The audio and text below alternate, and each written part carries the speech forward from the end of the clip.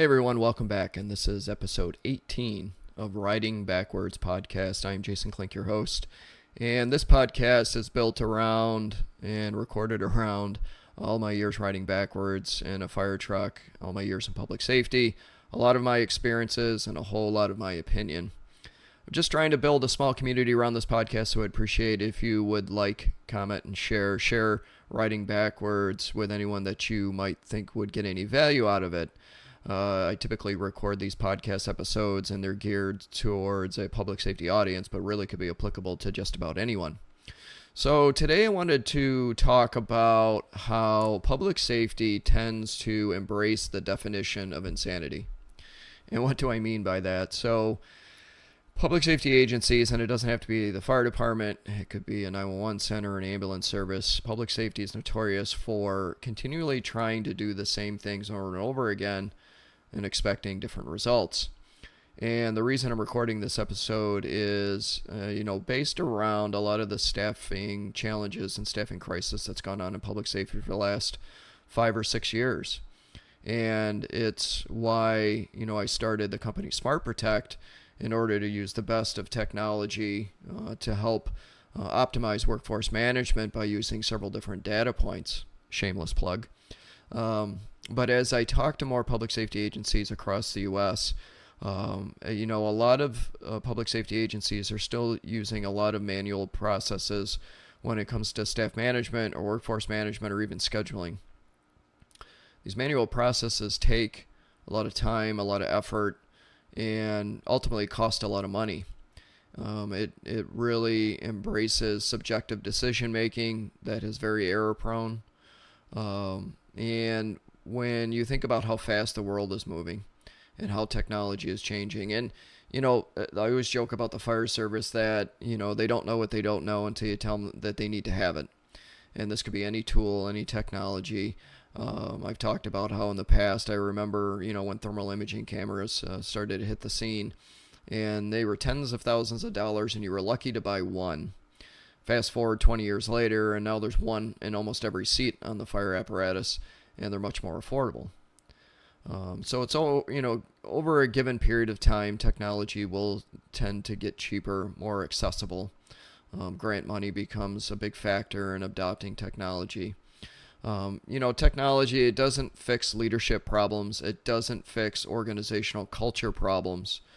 But it can fix a lot of those error-prone initiatives that you use, not only for staff management or workforce management, but just about any operational initiative that you have within your public safety agency. If you're a leader in your public safety agency and you're continually doing the same things and you're not getting better results, it's time to change something. I think about a conversation I had over a year and a half ago with a fire chief in my volunteer house, where the volunteer house was really struggling with participation, struggling with getting people to answer calls or go to training or whatever it might be, but they just kept doing the same things over and over again. And I said to the chief at the time, I'm like, you got to change something. You have to change a bylaw. You have to change an operational procedure. You have to start changing things in order to make it easier for people to participate. And so, we kind of went to work and started changing things, changing those bylaws, changing those operational guidelines to make it easier for people to participate. And within a 6-month time frame, there was just instantaneous results to the positive.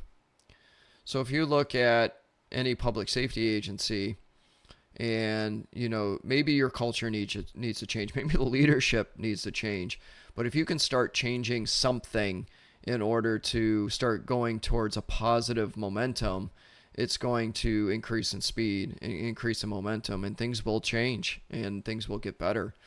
And, it could be adopting that piece of technology. It could be investing in that training program. It could be investing in leadership training for your leadership. I could go on and on and on with different insights and opinion and ideas for making positive change. But if we don't start making positive change and you are having a mass exodus out of your organization, that mass exodus will continue as people continue to get burned out, because you can only expect people to work hours and hours, 12 and 14 and 16 hours every single day, including their days off, before they finally hit a wall and they've had enough.